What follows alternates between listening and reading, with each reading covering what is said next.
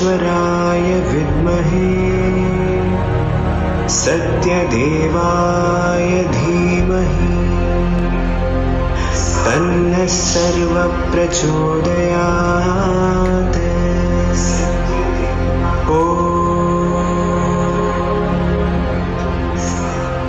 साईश्वराय विद्महे सत्यदेवाय धीमहि तन्नः सर्वः प्रचोदयात्।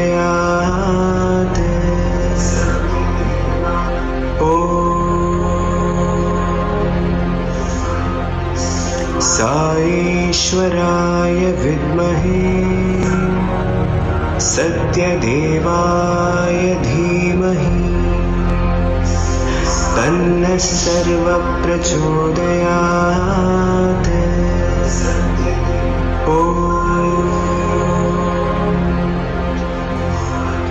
साईश्वराय विद्महे सत्यदेवाय धीमहि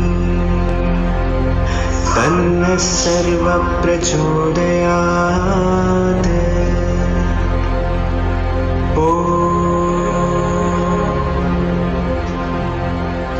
साईश्वराय विद्महे सत्यदेवाय धीमहि तन्नः सर्वः प्रचोदयात्।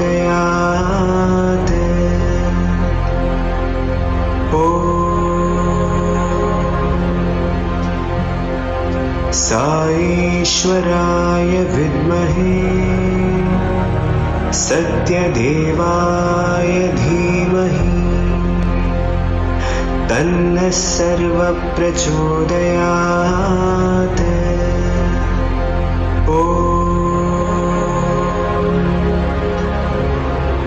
साईश्वराय विद्महे सत्यदेवाय धीमहि तन्नः सर्वः प्रचोदयात्।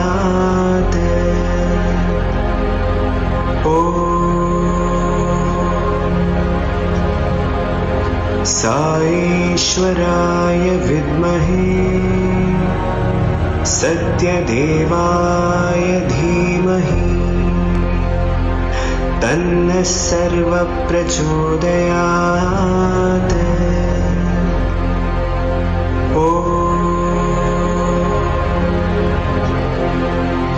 साईश्वराय विद्महे सत्यदेवाय धीमहि तन्नः सर्वः प्रचोदयात्।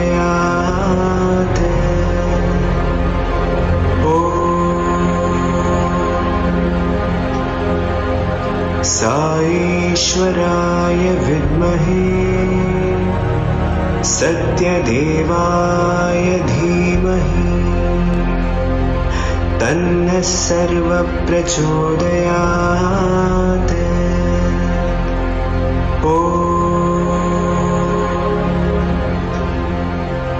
साईश्वराय विद्महे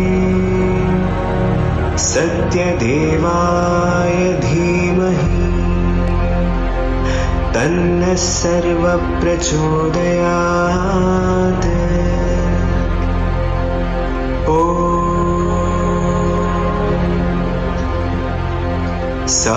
साईश्वराय विद्महे सत्यदेवाय धीमहि तन्नः सर्वः प्रचोदयात्।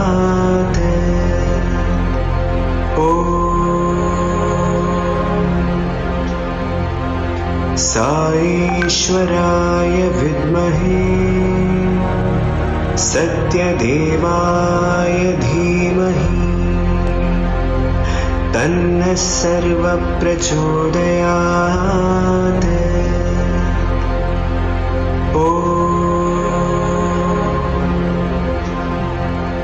साईश्वराय विद्महे सत्यदेवाय धीमहि तन्नः सर्वप्रचोदयात्।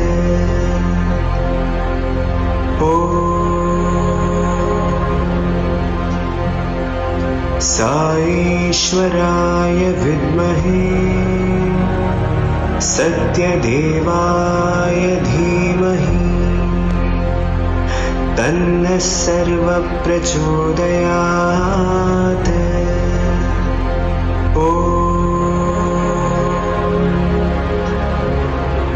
साईश्वराय विद्महे सत्यदेवाय धीमहि तन्नः सर्वप्रचोदयात्।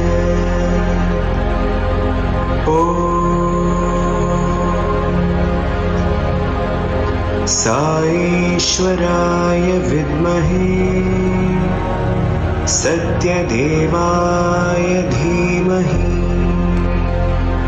तन्नः सर्वप्रचोदयात्।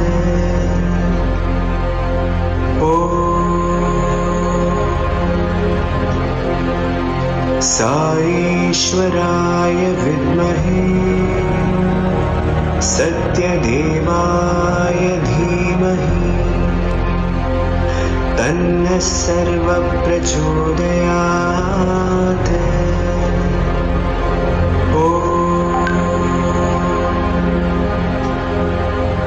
साईश्वराय विद्महे सत्यदेवाय धीमहि तन्नः सर्वप्रचोदयात्।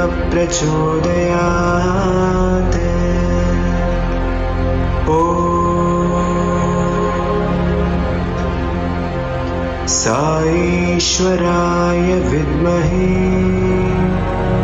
सत्यदेवाय धीमहि तन्नः सर्वप्रचोदयात्।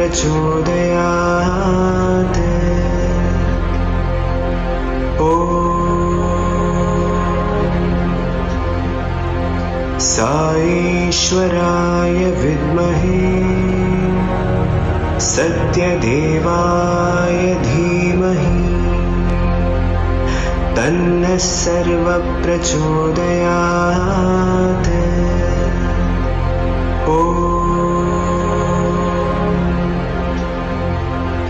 साईश्वराय विद्महे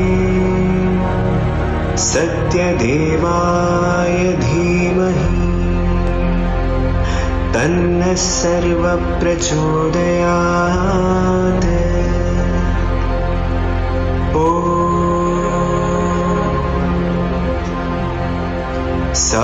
साईश्वराय विद्महे सत्यदेवाय धीमहि तन्नः सर्वप्रचोदयात्।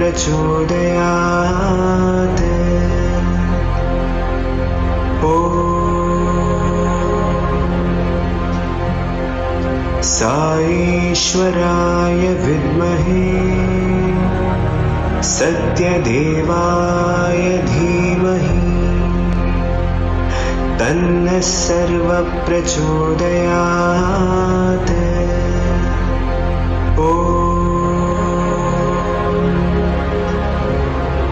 साईश्वराय विद्महे सत्यदेवाय धीमहि तन्नः सर्वप्रचोदयात्।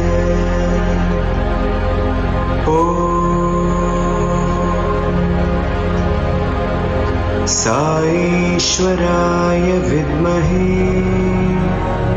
सत्यदेवाय धीमहि तन्नः सर्वप्रचोदयात्।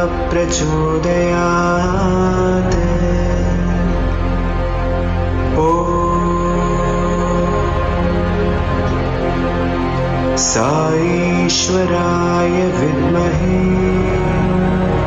सत्यदेवाय धीमहि तन्नः सर्वप्रचोदयात्।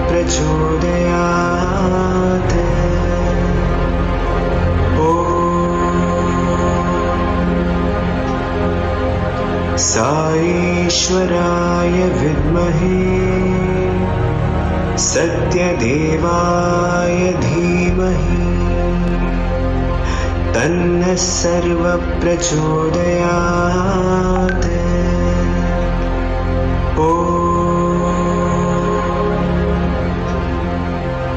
साईश्वराय विद्महे सत्यदेवाय धीमहि तन्नः सर्वः प्रचोदयात्।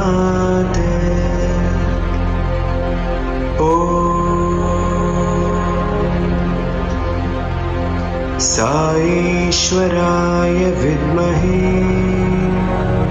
सत्यदेवाय धीमहि तन्नः सर्वः प्रचोदयात्।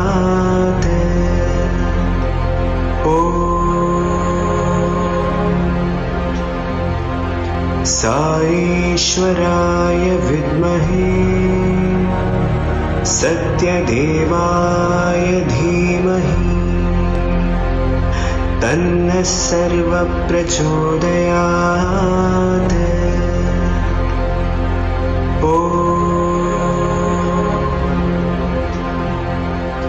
साईश्वराय विद्महे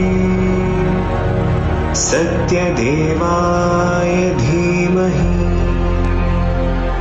तन्नः सर्वः प्रचोदयात्।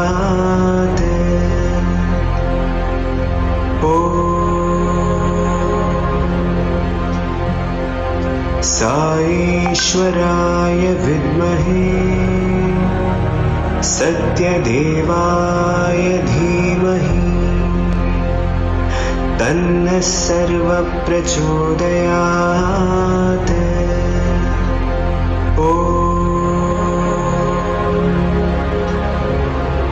साईश्वराय विद्महे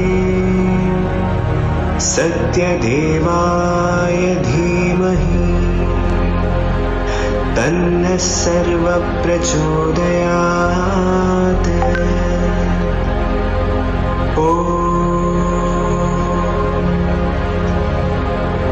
साईश्वराय विद्महे सत्यदेवाय धीमहि तन्नः सर्वः प्रचोदयात्।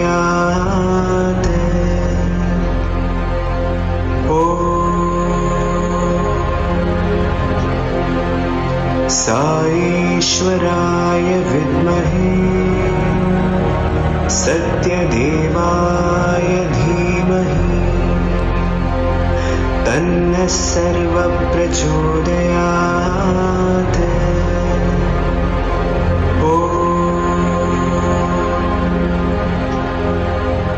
साईश्वराय विद्महे सत्यदेवाय धीमहि तन्नः सर्वः प्रचोदयात्।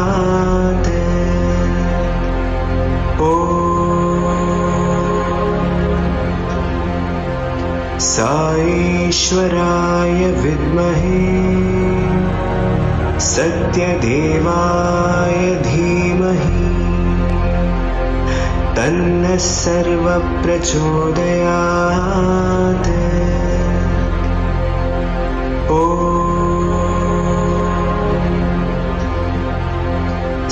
साईश्वराय विद्महे सत्यदेवाय धीमहि तन्नः सर्वः प्रचोदयात्।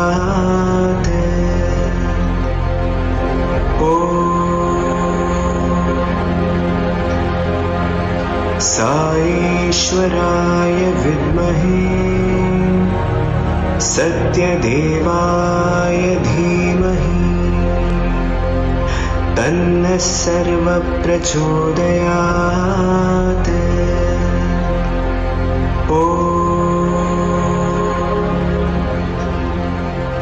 साईश्वराय विद्महे सत्यदेवाय धीमहि तन्नः सर्वप्रचोदयात्।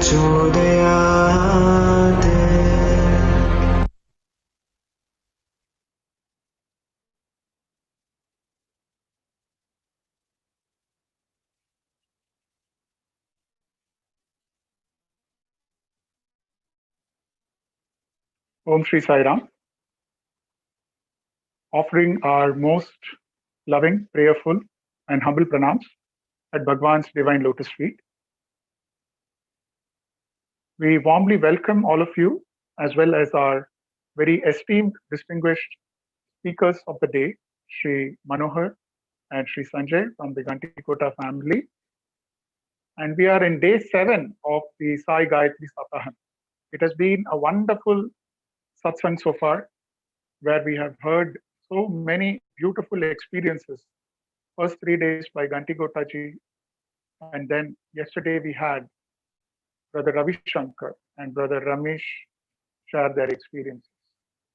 So I will now quickly introduce Shri Ghandikota Manohar, who is the grandson of the late Shri Ghandikota Subrahmanya Shastri Garu, the Rushi of the Sai Gayathree, as Swami called him.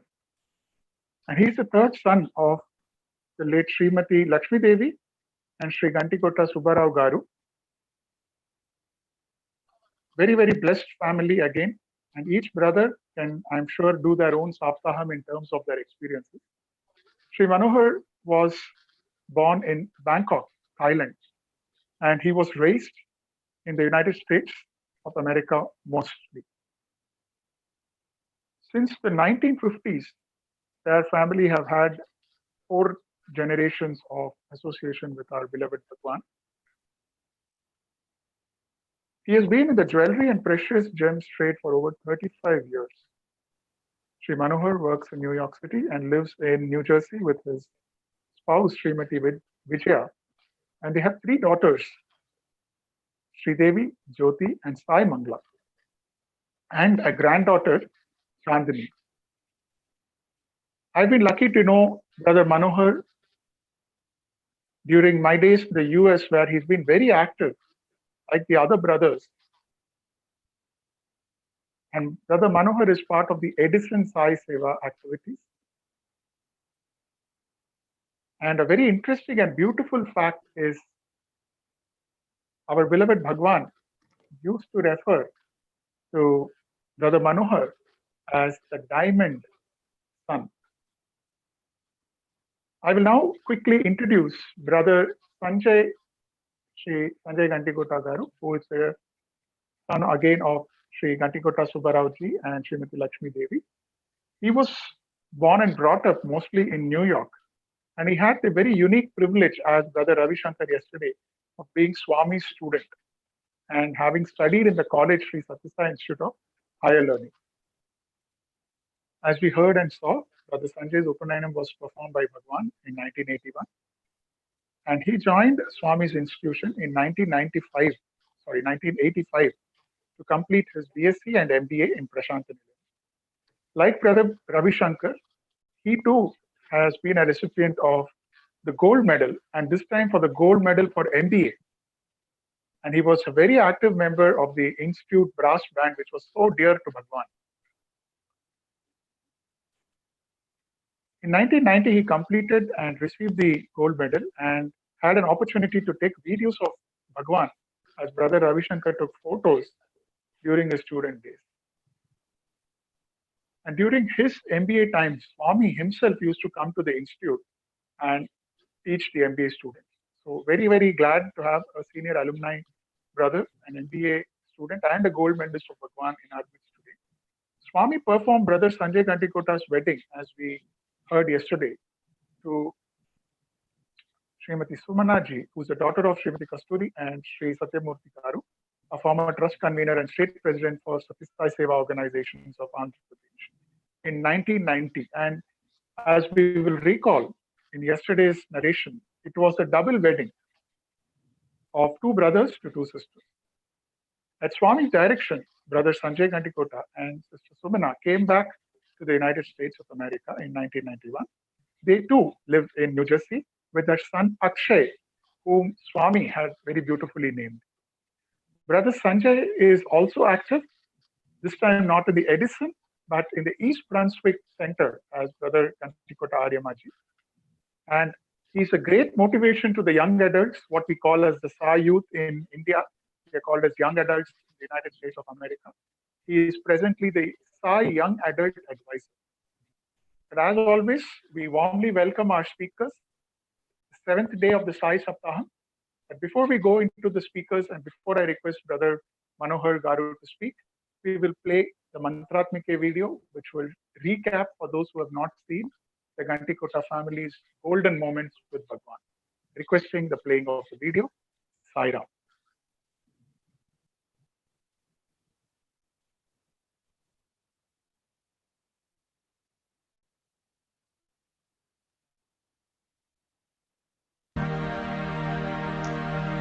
मन्त्रात्मिके Janani Janani मन्त्रात्मिके Janani Janani मनोभीष्टप्रदे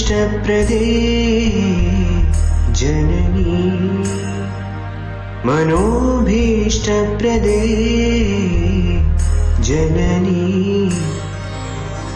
मन्त्रात्मिके Janani Janani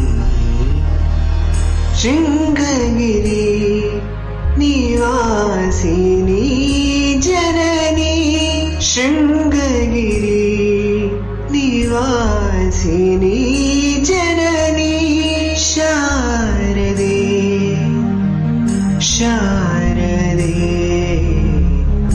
Sharde Sharde Sharde Sharde मन्त्रात्मिके Janani Janani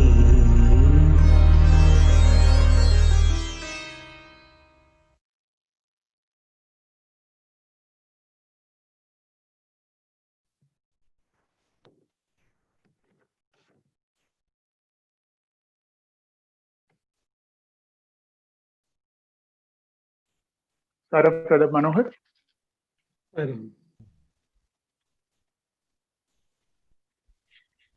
Can I start now?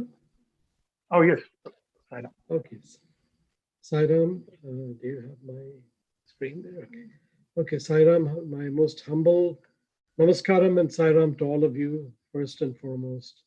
I humbly pray to Bhagavan that he showers his most divine grace and blessings on all of us, especially during this most difficult time that the world is facing. Respected elder, next slide, please. Respected elders, next slide.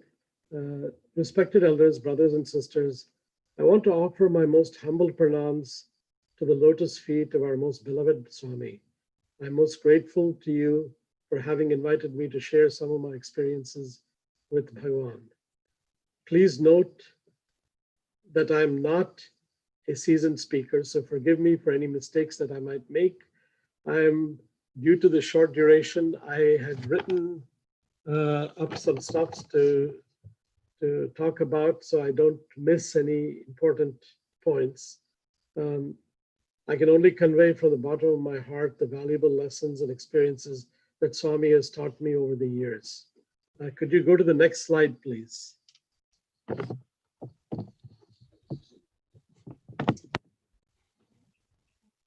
Okay. Are you able to hear me? Maybe a little bit louder will be helpful, Sai Ram. Okay. And if you can go to the next slide, please. I will talk a little louder. Okay, thank you. This is Swami's bungalow, Vrindavan, before Trayi was built. The Sai Gayathree Mahamantram was revealed by Bhagavan through Brahmasri Ghandikota Subba Rao, one of the foremost Vedic scholars, on December 24th, Christmas Eve, 1977, in Vrindavan, Whitefield. This great revelation happened on a most holy day in a most holy place and at a most holy time, in the evening sunset Sandhya Kalam time. I will just go earlier that morning of December 24th, after darshan, there was a large gathering of devotees with many dignitaries inside Trayi, maybe 30, 40 people or more. Next slide, please. Swami took my grandfather's hand and walked slowly around the room, introducing all those people sitting there to him, some of the who's who's of politics and business and educators, etc., students. Then suddenly he stopped and turned to my grandfather and said, Subrahmanya Shastri, some of these people, all these dignitaries, need to help the country even more than they are. He did use a word, which I don't want to say, but they have to be watched carefully because people's money is very precious. So the room broke out in hushed laughter and whispers. And then Swami said, people criticize me and say, why does he allow these people, these so-called VIPs, so close and inside, giving them private audiences? Whereas thousands upon thousands of devotees are sitting outside waiting patiently. Then he went on to explain using a beautiful analogy that the utensils or the silverware that you use for special occasions, like a marriage, etc., gather lots of tarnish and dust in between the uses.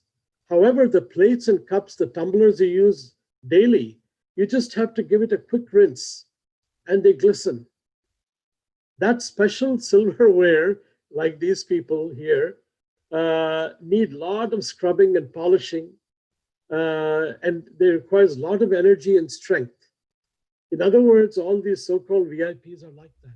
They need hard scrubbing to remove all that. Whereas all those devotees sitting outside need a little rinse. How beautifully Swami explained it. Naturally, the room erupted in embarrassed laughter. Next slide, please. I still remember very clearly that evening. It was a crisp, cool evening with a beautiful moon shining brightly. And you also had the sun setting at that time. The hall was full with students, teachers, professors, doctors, industrialists, politicians, etc. Little did we know or even anticipate that this would be a most momentous evening. On one side of the room, our beloved Bhagavan was seated, shining like the sun, resplendent on the throne. On the other side of the room, he had arranged for my grandfather to be seated in a chair. After some time, Swami looked at my grandfather and said, Subrahmanya Shastri, Matlad, speak. He stood up and asked Bhagavan permission and started to speak. And briefly, after talking briefly, he looked at Swami and Swami looked at him and then said, and Swami said to him, you know what to say, go ahead. Basically, that was the moment that the Lord planted the seed of the divine Sai Gayathree in his mind. My brothers and I can all attest to the fact that there was absolutely no prior thought or preparation on the part of my grandfather regarding this Gayatri. The supreme author is none other than Swami himself, and he chose to reveal it through the mouth of Shri Ghandikota Subrahmanya Shastri. Once it was revealed, with folded hands, my grandfather requested humbly Bhagavan to empower it and energize this auspicious mantra and accept this Maha Mantra dedicated to Sai Ishvara, and that he should be regarded as the Rishi or revealer of this divine and most sacred mantra. Bhagavan immediately granted his wish, gave Abhayasta. Then Sri Subrahmanya Shastri further explained that whosoever chants this sacred mantra while intensely focused on Sai Bhagavan will surely be showered by his divine grace and blessings and protection. In other words, this, like all previous Gayatri mantras, is like a key that opens the door to the divine, or like dialing a phone number with direct contact to Bhagavan. That is what this mantras are, the Gayatri mantra is. Everyone in attendance that evening, sitting in pin drop silence and intensely focused on the unfolding events, realized the extreme importance of the moment. Next slide, please. Here I must point out that our beloved Bhagavan never lets an opportunity slip by without teaching a valuable lesson. Here we were completely awestruck at the events and majesty of the evening, but at the same time, we couldn't help but feel some pride, tinged with a little ego, because it was our grandfather who, Swami revealed it to. So that's not good. Well, you can count on our beloved Bhagavan to cut the ego to shreds. So basically what happened was, as the evening came to a close, Swami took Aarti, and as he was walking right by us, he turned around and said, sternly, Mirandharu, you're here. Don't forget you are all here because of him, pointing to our grandfather. Those words basically obliterated any and all pride and ego that crept into our mortal minds. However, Swami, being the embodiment of pure love, turned around again and smiled at all of us and said in Telugu, Bangaru, Bangaru, Bangaru, which translates to roughly golden ones. He commonly uses that term as a term of endearment. So you see how swiftly Swami taught us all a lesson, but at the same time showed his true loving side.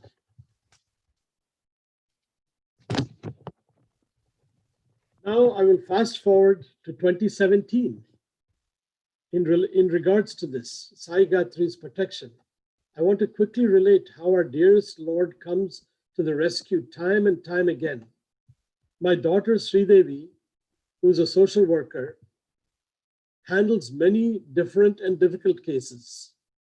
Twice she had knives pulled on her when the patients she was working with were hearing voices telling them to attack her, and she was saved. However, in one case about 3 years ago, she was visiting a young gentleman to fill out his paperwork and for social services. At some point, that gentleman went into the back room of his house and came out with a handgun and put it right against her head to the temple, saying, you're going to hurt me, and I'm being told by voices to eliminate you. My daughter, who has some training, immediately tried to calm him down, but to no avail. Then she slowly stood up and he moved back, pointing the gun at her and screaming. She started reciting the Sai Gayathree immediately. At first, she was whispering it to herself. Then she started saying it louder and louder, and every time she repeated it, believe it or not, the guy moved back a little and started to put his hand down with the gun in it. Finally, he asked her, what are you saying? And she said she's praying to God for her kids and for him. In the meantime, the police were alerted because of the commotion. Neighbors had called, and they were outside the door. And just as he was about to put the gun down on the table, it went off with a loud bang. Of course, the police, hearing that, immediately broke the door down, rushed in, tackled him. They pulled my daughter out and put her in an ambulance that was called also because she was very shaken up. And the loud bang caused temporary hearing loss for her. Even then, she was more concerned about the patient than herself, pleading with the police not to hurt him, that he is disturbed. The father of that young man was alerted, and he came upon the scene within minutes and apologized profusely to my daughter. And the senior police chief, the official over there, commended my daughter and said she was more brave than his officers. Actually, he saw her in the hospital. But here the underlying and main current is that the divine power of Swami and the Sai Gayathree, when we surrender to him, with whatever form pleases us, he has always emphasized, don't change your beliefs, that he is here to strengthen whatever we believe in. And in this context, not only did the Sai Gayathree shield her from harm, it also protected that distraught patient and calmed him down. What a kind and benevolent Lord Swami is. It could have ended in great tragedy with the police shooting both of them, in that commotion, but it had a wonderful, happy ending. She was recognized by her organization that she works for, it's a nonprofit, for her bravery. Of course, was given a token award. So this is how Swami's, the Gayatri mantra is so powerful. Next slide, please. Okay, that's fine. You can go back. So rewinding a bit back to March 1977, the year of the revelation of the Sai Gayatri, I became very sick. My parents had taken me to some of the best doctors in New York, very prominent. I must have spent about 3 months on and off in hospitals. And I remember in great detail all the dreams I started having and visions. One was in particular amazing. It was not a dream, it's actually like a vision that I used to get of Swami. One in particular was truly life-altering. And you can go to the next slide, please. One in particular was truly life-altering for me. It was definitely some kind of vision where I was in deep distress, as if I had almost died. And Swami came to my rescue. It is so vivid even today, the effulgent light, like 1,000 suns, but you can still see it. You can see the shabda, the sound of creation emanating from that, the enormous deity in front, Bhagavan, who merged into that deity and is growing. So it's amazing. I mean, I can't even describe it. But Swami hugged me in that vision. And that was the most soothing, as if my life had been brought back to me. And at that time, I was on 5 different types of medications, about 20 pills a day to keep my illness under control. Then in early December, my parents decided to go to India to see Swami and also to see my grandparents. We went and picked up my grandparents and proceeded to Whitefield, which is Vrindavan. Once we got there, Swami most graciously arranged for my grandparents to be given a room downstairs in Trai Vrindavan itself, which is really unprecedented. Bhagavan arranged for special cooks for them because he was very orthodox. And then he instructed my parents and all of us that we should stay in the city of Bangalore in a particular hotel called Woodlands. So Swami knows about Woodlands. Well, he told my father, all of you should come early in the morning, spend the entire day and go back to the hotel late at night. Basically, we were given carte blanche to run amok in Swami's residence all day. Of course, we did not do that, but there were younger kids, who were running all over the place. And that was to the dismay of some of the Sevadal who didn't know how to handle the situation. But anyway, so as I mentioned earlier, I was very sick at the time. So in order for me to visit India, my father had to send via air freight hundreds of pounds of juices, baby food, so I would not have to eat anything there. The next morning, after the revelation the night before of the Gayatri, on Christmas Day, Baba gave the family an interview downstairs in Trai, an audience with him. We were all sitting on the floor. I was sitting right at Swami's feet, and he was on a sofa there, L-shaped, one big sofa, another sofa, L-shaped. And we were all there, maybe 20 of us in that room with my grandparents. And he asked my grandfather to come and sit next to him. And he was very reluctant, but he did. he obeyed Swami's command. Then Swami went on to say that, do you know, here sitting next to me is a Maharishi whose thought, word, and deed all match. In other words, he is not one who will think one thing, say one thing, and do something else. Baba always wanted unity of thought, word, and deed. Then he said, education without character is equivalent to zero. Sunnah. This he has repeated abundantly in many of his discourses. Next slide, please. Some of the slides might not have context to it, but I wanted to show anyway. So after talking to all of us, my grandfather, who was a matter of principle, would never bring up personal requests, and he always told us, don't ask anything of Swami, let him speak. All of you keep quiet, because if whatever we ask, it can be very limited. And before he could even complete his sentence to Swami about me, he said, I know.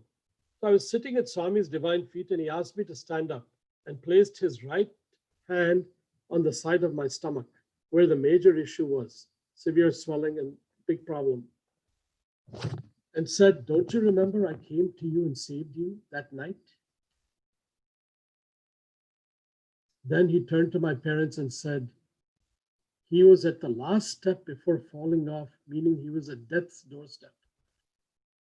Got to, what Swami said basically in Telugu, if I can remember, is Gattu Nunchi, he was, Gattu means the last step at the river before you can fall into the river.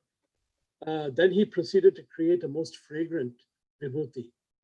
Swami's vibhuti also, I've had his vibhuti quite a few times, and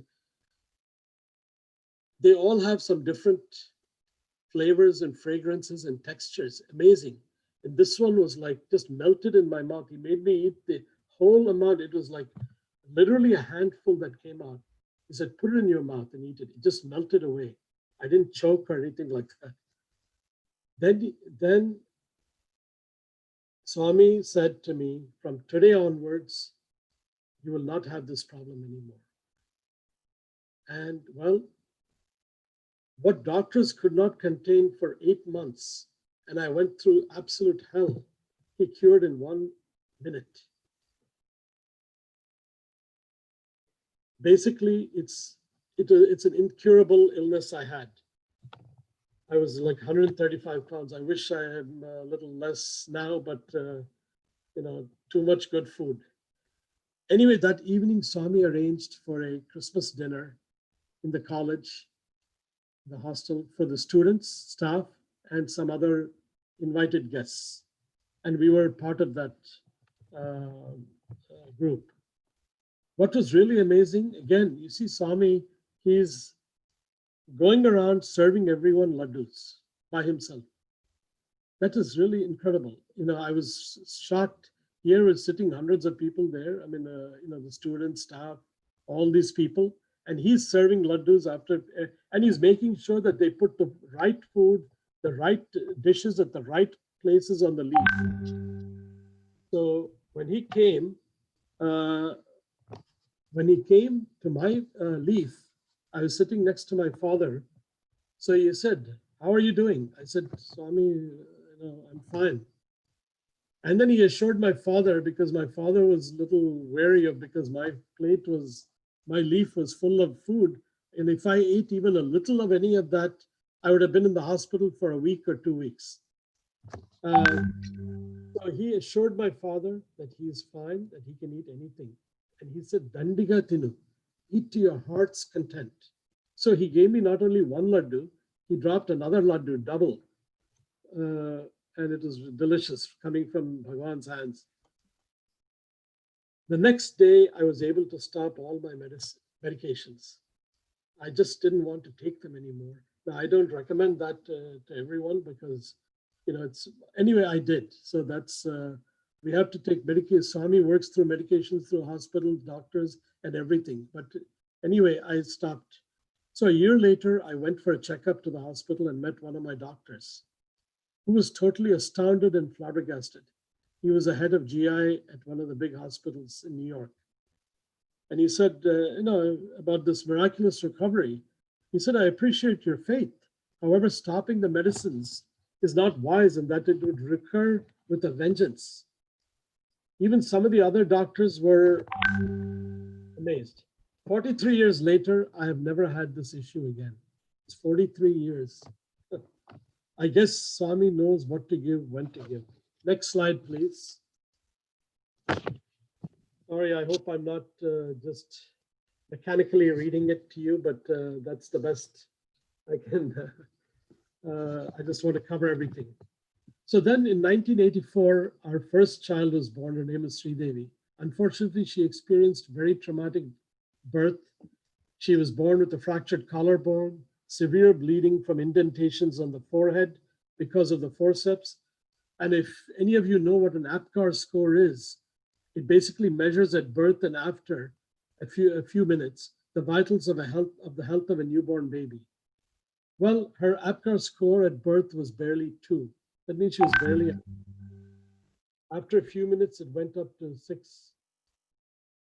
And then at 6 months of age, she was diagnosed with severe cerebral palsy by one of the most respected and eminent pediatric neurologists, not only in the US and the world, Dr. Arnold Gold. He was a great doctor. So after examining her for an hour and running some tests, he sat us down and said, basically, she will never be able to walk or talk. And her body was like jelly. She was not able to hold her neck up at all, and she had no muscle tone. Of course, my wife and I were heartbroken and distraught. We were also outraged with the doctor who had delivered her and whose response, she was a good family friend, but she basically messed up the delivery, but by not doing a C-section promptly, and worse, allowed an intern to operate the forceps. And on top of all of that, when I approached that doctor, she was so callous and indifferent afterwards. She had guilt conscience, basically. Anyway, when my daughter turned 6 months, she was unable to hold her neck, not even roll over. And then at around 9 months or so, my father had gone to, even then she couldn't move much at all. My father went to Europe on a UN meeting, and he flew immediately to India to see Swami. Next slide, please. He had with him a picture that was snapped when my daughter, you can see the bruises on her forehead. She had a broken clavicle, the collarbone. And when my father showed that picture to Swami, this is the actual picture. He said, chi. He said, she was about a week or 2 weeks old at that time. This picture was taken. The first thing Bhagavan said was, see what the doctors have done. Then he said reassuringly, don't worry, I will take care of everything. And immediately created Vibhuti and a locket of Swami, silver locket with a picture of Swami, and told my father, give this Vibhuti in water when you go back and put this locket around the neck for that child. So we did that. Exactly. Within a few days, this is unbelievable. With Swami, it is believable, of course, but it is amazing medically. She got the Vibhuti water, the chain. Within a few days, she started to roll over, move around. And within 1 week, and I still remember we had a luncheon for Sri P.V. Narasimha Garu at my parents' house, who became Prime Minister afterwards. And a lot of other dignitaries, C. Subrahmanyam and a whole bunch of other people were there. And I remember why I bring that up is she actually started moving, crawling, and she stood up that day. And this is a miracle that is unbelievable. I mean, it's amazing. So the doctors who destined her to be confined to a wheelchair, severely handicapped and unable to perform basic tasks even, now it came to a situation that because of Bhagavan's divine hand and grace and lasting encouragement to all of us, that we should never give up or lose faith. His direct cure of her has translated into her life of seva now. She has attained higher education, is now married with a beautiful family, and is a successful social worker, carrying out Swami's divine mission by caring for the most vulnerable in society. So instead of being confined to a wheelchair and the whole life, she is helping people. She's, it's incredible, the change. Next slide, please. Sorry, I hope I'm not running too late. Yeah, I'll have to speed this up.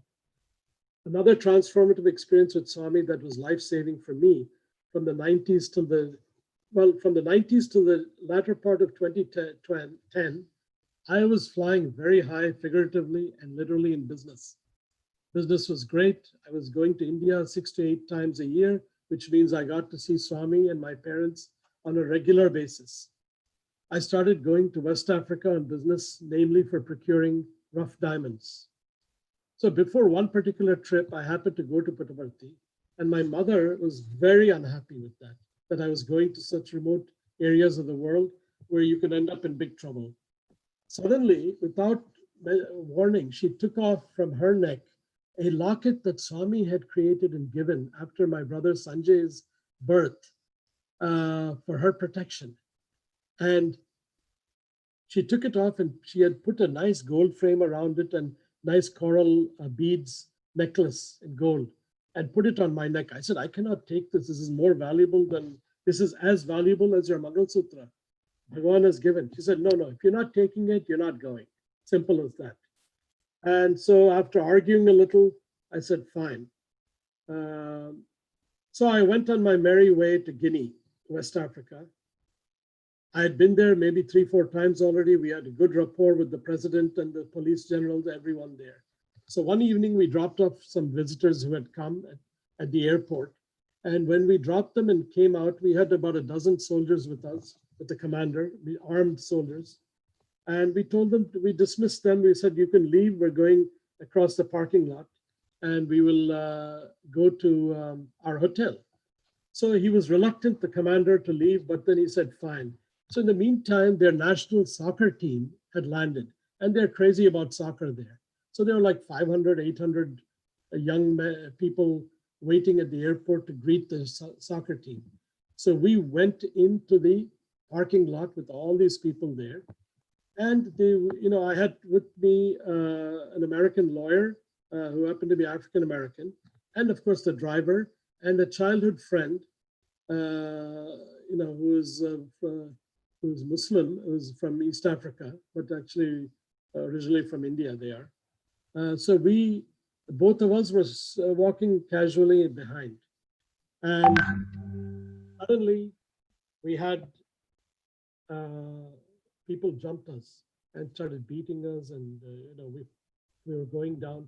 I had about a lot of cash in my pocket. It was stolen, a lot of cash.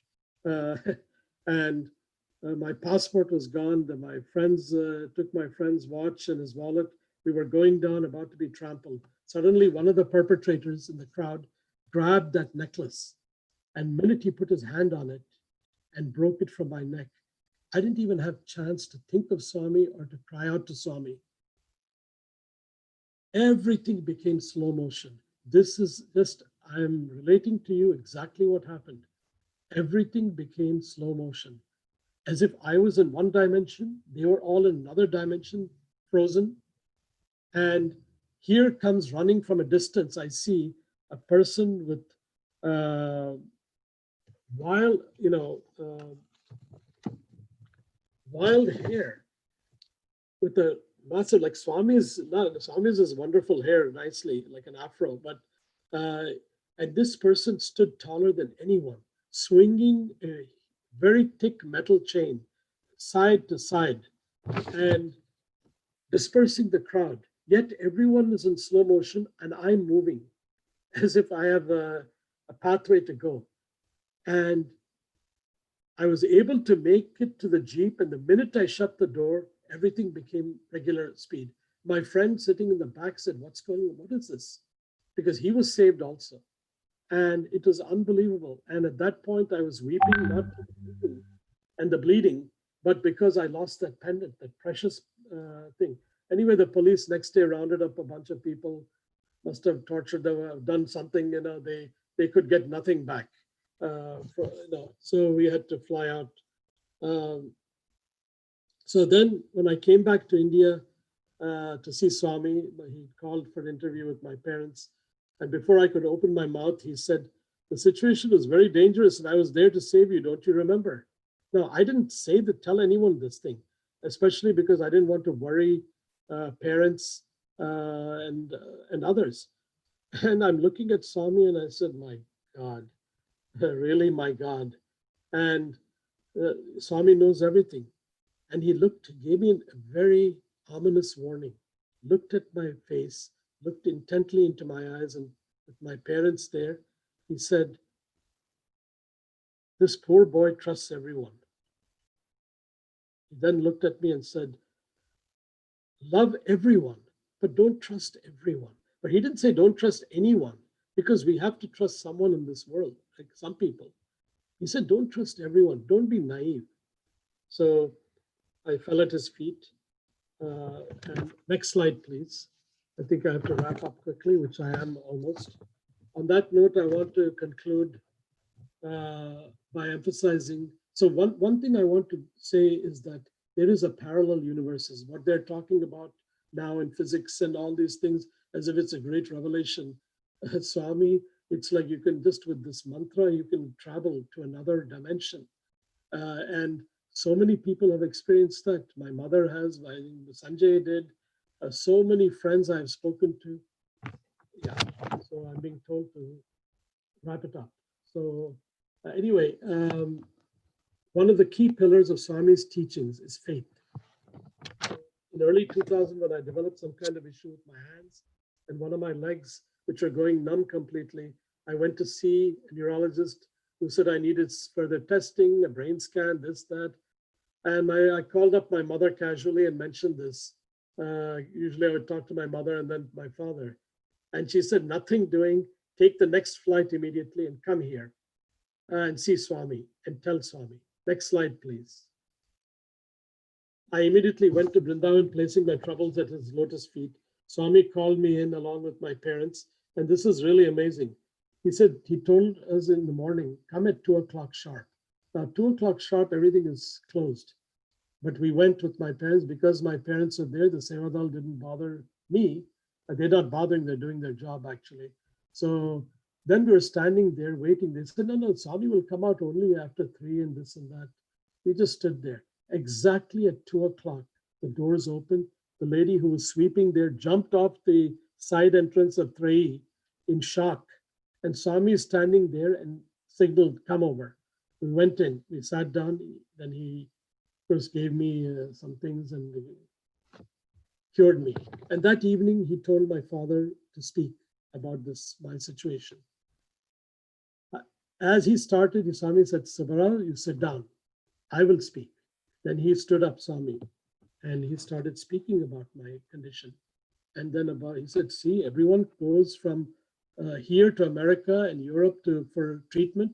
Look at this boy. He has come from America straight to Swami for treatment. Of course, he's going to be cured. That is the faith. So, and another time, very briefly, I'm almost done. In the interview with my wife and my eldest daughter, something came over me and I grabbed Swami's feet, hugged it, and I was like almost weeping. Then Swami, I said, I can never leave you, Swami. And he immediately, Swami, in one instance, he just patted my back hard and rubbed it and said, Nuvu vadilna nenu vadalna, in Telugu, which means even if you leave me, I won't leave you. So here I'm declaring that I can never leave Swami. Our faith is so fickle and dependent on ups and downs in life and our constant mood swing. However, his immediate reassurance that even if I leave him, he will not leave me has such a tremendous underlying meaning, which in my case, I can only begin to realize 20 years later when the economy crashed in 2009 and 10.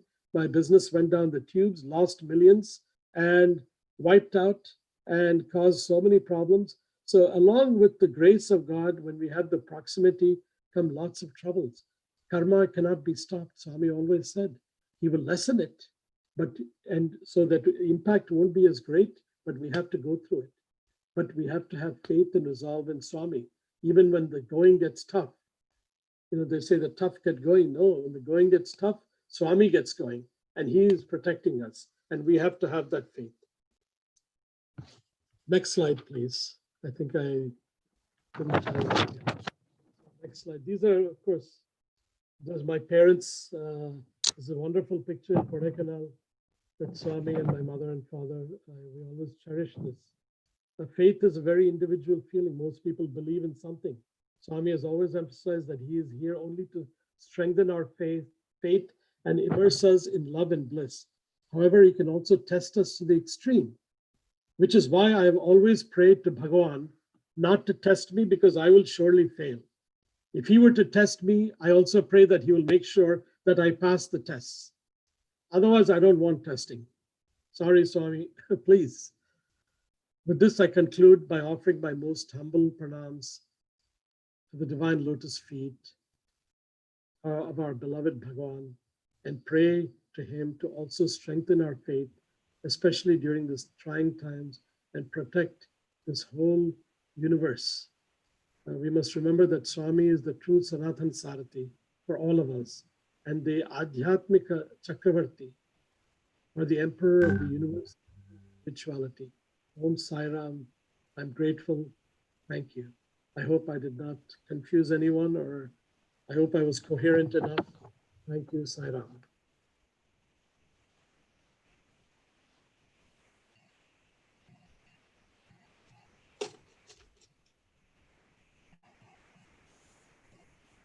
Sai Ram, everyone. My most humble and loving pranams at Bhagavan's lotus feet, respected elders, and my dear brothers and sisters. Sai Ram to all of you. By Swami's grace, I hope that all of you are doing well and staying safe in these very difficult times with COVID. And we pray to Swami that he may alleviate the suffering of the world. My brothers and I are very, very grateful to Swami and to all of you, for the golden opportunity to share a few experiences and reconnect with our beloved Bhagavan. We're really honored and humbled to be here, and we're inspired by all of your devotion and dedication to Swami. And thanks also to the Sri Satyasai Seva Organization, Tamil Nadu, Chennai East, and to the organizers. And grateful also to Brother Karthik Ramesh for his very kind words. Do remember when you came here into the US and we were exchanging very wonderful experiences with Bhagavan when we were students. If we could go to the next slide, please. So today I just wanted to touch on a few different things, mainly, that Swami always, when we were students, Swami always emphasized love and service. But the other thing that Swami also emphasized very greatly was, is that, parents are living gods. And first and foremost, we should show gratitude to parents. And, this is a quote from Swami. I'll just read the last sentence where Swami says, God will be pleased and will manifest before you only when you love and respect your parents. Next slide, please.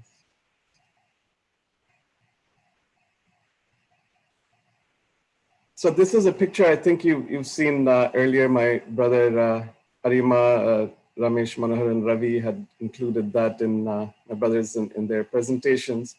Is a photograph of our grandfather, Shri Ghandikota Subrahmanya Shastri Garu, with Swami. And as my brother Manohar just described, in the revelation of the Sai Gayathree, we're so grateful to Bhagavan, for so many different things. He has provided us with everything. But as brothers, we're so grateful to Swami that he allowed us to be born into the family and lineage of Shri Ghandikota Subramanya Shastri, Shri G.V. Subba Rao, and Lakshmi Devi Garu.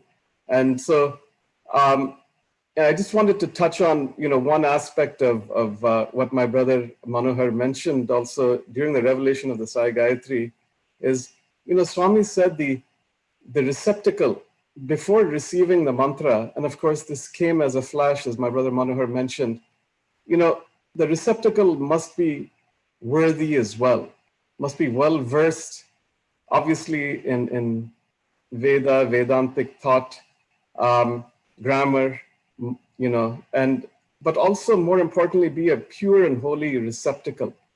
And the qualifications are immeasurable. And I remember at that time, Swami had said, Subrahmanya Shastri, you fit these characteristics, and that is why I revealed it to you.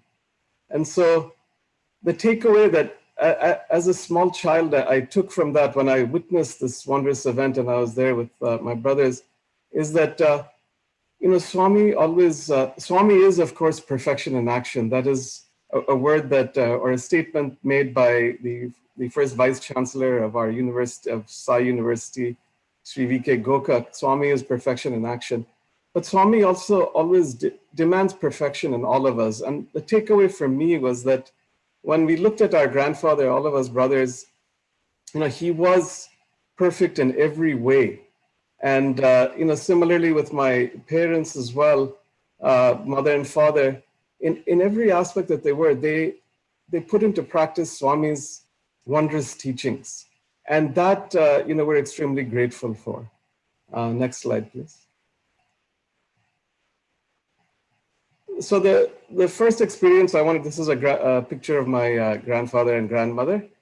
This was roughly in 1981.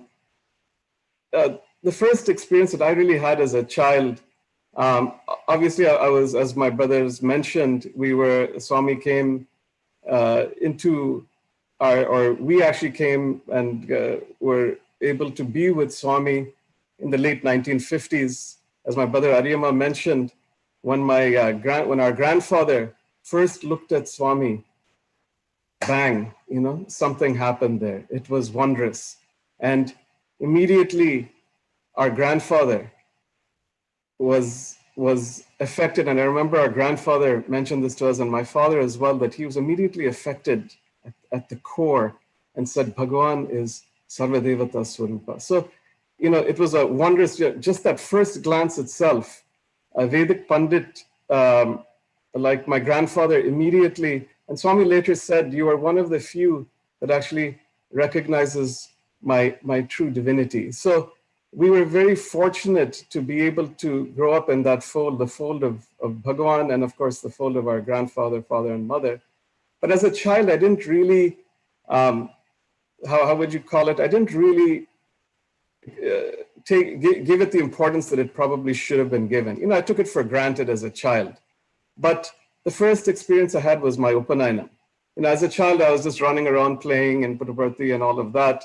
But when the upanayanam came, Bhagavan graciously agreed to do the upanayanam. And as the ceremony was going on, Swami came into the room. This was in a flat in Prasanthi Nilayam on W1 side. And Swami entered the room. Immediately he came straight up and he looked at me and he said, he inquired about my health. How are you? How's your health? He of course said it in Telugu. And I'd been sick for about a week before that. And I didn't really, we didn't really mention it to everybody, but of course, Swami is the embodiment of omniscience, omnipresence, and omnipotence. And he knew immediately. He saw that my eyes were red and he said, Bangaru, how are you? And so right after that, he looked at me and he chided me a little bit and said, oh, you didn't cut your hair the way it should be. So as you know, part of the Upanayanam ceremony, they shave the head and they leave 5 tufts of hair. And he looked at me and said, you didn't really do that. And I was, of course, a little overwhelmed because it was the first time that Swami really talked to me as a person. Before that, it was, Swami would always ask my parents, how is Sanjay? He'd ask, my other brothers directly. But for me, because I was a child, it was all communication was through my parents. And so that was the first few words I would say that I remember that Swami directly addressed to me without my father and mother kind of covering for me. And so I didn't know what to say, and I was a little bit afraid. And Swami immediately laughed and said, Bangaru, it's okay. And immediately after that, he waved his hand in his inimitable fashion, and out from his hand came the Yajnopavitam, the sacred thread. And I still remember this experience. The whole room was permeated in a fragrance of sandal, chandan paste. The sacred thread itself was wet with sandal paste, kumkum and haldi. You know, it was wondrous to see. And Bhagavan, in all his graciousness, he told my parents, of course, my grandfather was sitting there as well. The upanayanam was being done in a full, Vedic tradition. And so Swami kept looking at my grandfather, looking at my parents, and then he told my parents, put it around Sanjay. My parents, of course, beseeched Swami, please, and my grandfather also, please, if you could do that, we'd be most blessed.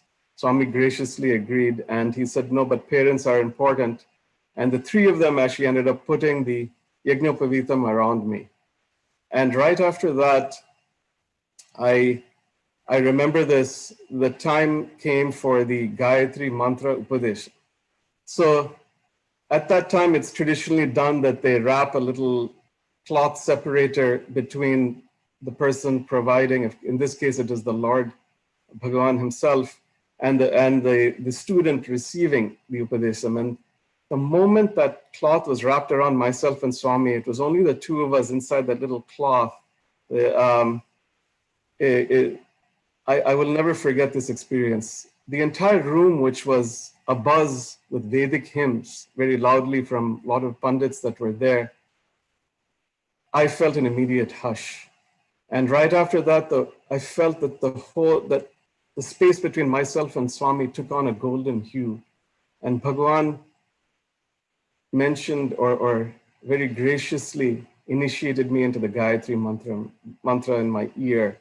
And I still remember that very, very resonant Om, as if the sound of creation. And I was really struck. It left such an indelible impression on my heart. To this day, I still cannot forget it. And he mentioned the Gayatri mantra to me in my ear. And he saw that I was almost in a stupor from all of that. And he very lovingly patted me on the cheek and said, Bangaru. And the cloth was removed. I suddenly heard all the sounds again, which I didn't hear before. And I fell at Bhagavan's lotus feet.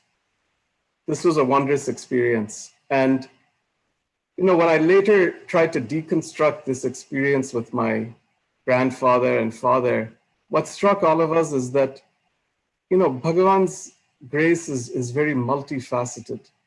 And so when we looked at this action, we saw that Swami first came as a mother asking about my health. Secondly, he came as a father, give discipline, why didn't you have your hair cut? And of course, having a haircut in my mind, being 13 years old and coming from America, it didn't appeal to me very greatly, as you can all imagine. But Swami was very gracious. He immediately followed up by saying, it's okay, as long as you have that spirit of detachment in your heart, that's enough. Then as a guru, he gave me the mantra upadesam, the Gayatri mantra. And then he revealed a small glimmer, because it is really, I was unable to even withstand even that much. I was in so much, I was so affected by it, a small glimmer of his divinity and that he is the Lord. And so we saw that, this was like, he immediately, from a faceted standpoint, showed that he is Mata, Pita, Guru, Deva. So everything that we saw is multifaceted. Now, just as my brother Manohar mentioned in his speech, lest it all go to our head and give us delusions of grandeur, Swami said, all of this is due to I'm doing this ceremony only because of your grandfather and parents. All of this is for them. I'm doing it for them. So, immediately before the even, gradual nurturing of any ego comes in, Swami immediately cuts it off, lest it all go to our heads. So it was truly a wonderful experience. I could see during the whole ceremony, Swami kept looking at my grandfather and my father and mother, And he took great and immense joy in seeing their very happy faces. And he came later, he asked them, "Are you happy?" He asked each, my grandfather, mother, and father, and they said, "Yes, Swami, we're very happy." And Swami was just so happy. So I could tell that really it was done for their benefit. And, I'm just an insignificant kid, recipient of that grace, but it was really done for them because they led their lives steeped in adhyatmic practices and Vedic tradition, Vedantic tradition, Sanatan Dharma. And so it was really for them that it was done. I'm very grateful that I was able to experience that. Next slide, please. So this is a picture in 1985. This is when I first joined Bhagavan's college. He was very gracious and he gave my brother Ravi Shankar admission in 81 at the time of my upanayanam. And then 85, I joined. I was 17 years old here, joining, I don't like to, I don't say it's 35 years ago, it's more like 35 pounds ago. I wish I was in the same shape now as I was then. But, as my brother Aryama mentioned in his talk, our father retired from the United Nations early on the request, of course, of my grandfather, who said, when will you come back? You stayed in US for 30 years. When will you come back? And I have so many things to tell you. And so when Bhagavan also mentioned in an interview, you should come back. This was in the winter of 1984. Our father and mother immediately dropped everything. My father took early retirement. I remember we came in the summer of 1985, and Bhagavan very graciously admitted. And I have to say, I'm so grateful to Bhagavan. There's not a day goes by where I don't think that it is my greatest good fortune to have been brought by Swami to his divine university, and always very, very grateful to Bhagavan, to my grandparents and parents, to our entire family, that I was given this chance to study at Bhagavan's lotus feet. And so, it was a wonderful, wonderful time. And, I just, again, wanted to emphasize that, again, my father and mother just dropped everything and came. Next slide, please. So why fear when I am here? Let your faith in me be strong. I shall guide you and guard you, Baba. Next slide, please. So this is I think you've seen this photo before of my grandfather and grandmother. This was when our grandfather had fallen down, he had broken his hip. And in fact, it happened just after my father came. Our grandfather had fallen and broken his hip. And so look at the timing there, where Swami immediately brought our parents right at the right time when service was needed to grandfather. And so this is in Prasanthi Nilayam. Our grandfather was able to spend about 18 months at Bhagavan's lotus feet. Swami gave so many wondrous chances to him. And Swami, was so gracious with materialized Vibhuti and gave him. And as my brother Aryama mentioned, in 1986, first day, Dasara time, our father, would visit my grandfather every day after darshan. But that day, he decided to go. Some voice told him. Of course, that voice was Swami. The voice told him he should immediately go. And at 5 a.m., he went to the hospital because our grandfather was actually hospitalized. And every day, again, like I said, he would go after darshan to the hospital. But and the previous night, Swami said, he called my father and said, "Subba Rao, your father will be coming home." In quotes, I'll say home tomorrow. But 5 a.m. the next day, father went, and our grandfather, he held our grandfather in his lap, And our grandfather, as my brother Aryama mentioned, told that never forget that Bhagavan is Sarvadevata Swarupa. And chanting Sairam, Sairam, Sairam, he passed away in his arms. And so look at this. Having served 30 years in America, Bhagavan brought our father back at exactly the right time to be able to do service to parents. And having children, but not having them near, Swami made sure that our father was there and at the right time. And he gave this blessing to, he said later that grandfather's life was fulfilled in Vedic and Vedantic terms, and that he attained final liberation as a Brahmajnani. And what was amazing is the timing of it, in that Swami made sure that his passing was without suffering, and he passed away in the arms of his son, and of course, with Swami's name on his lips. Next slide. Next slide, please. And this is, this is a photo of our father with Swami. And so I was at first a little hesitant to mention this because it's an intensely personal experience, but I asked my brothers and they said, go ahead. So our father and mother, they spent many, many years at Swami's Lotus Feet from 85. And in 2003, by Bhagavan's grace, as Brother Karthik very graciously mentioned, I'm married to Sumana, who's the daughter of Shri Arimali Satyamurthy and Kasturi Ji Garu. And so we had, by Swami's grace, a child was born.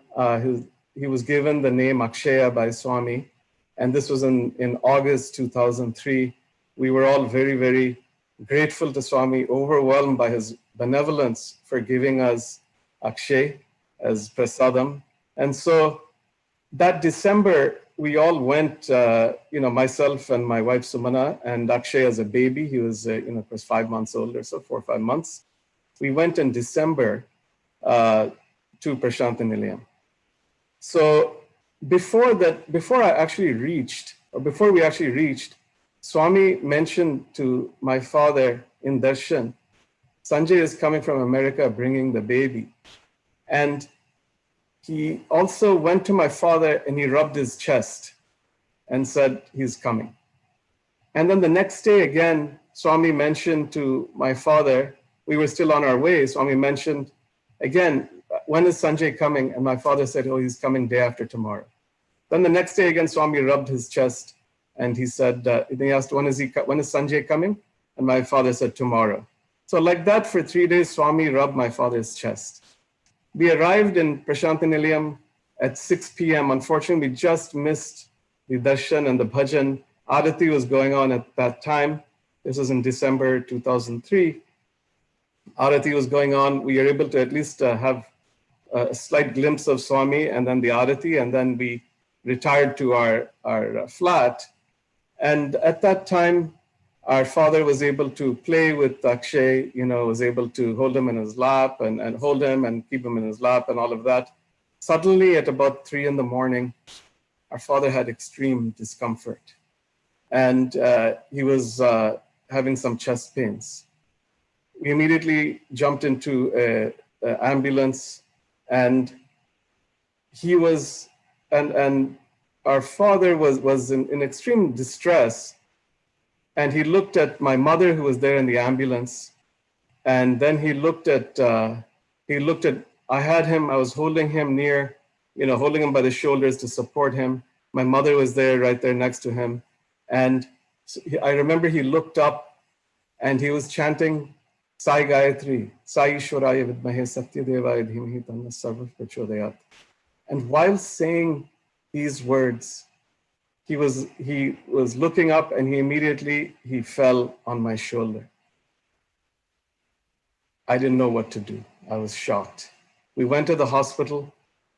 I didn't know what to say. The doctor there said, unfortunately, he has passed away. I didn't even know what to say. And I didn't even want the doctor to say that. And I didn't know how to face my mother who was there. And so this happened at about 3, 4 in the morning.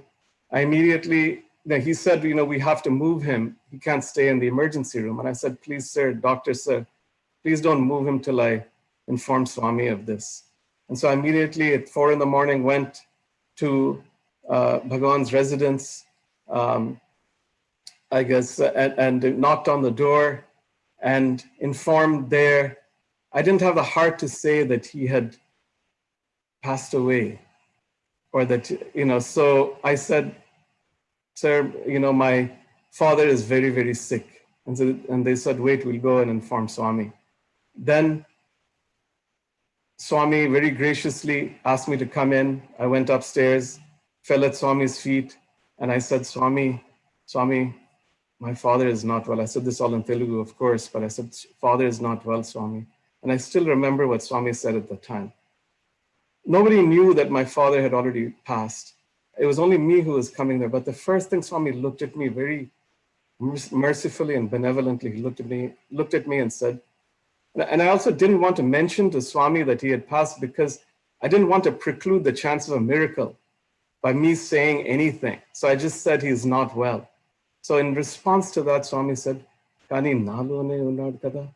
He's already merged in me.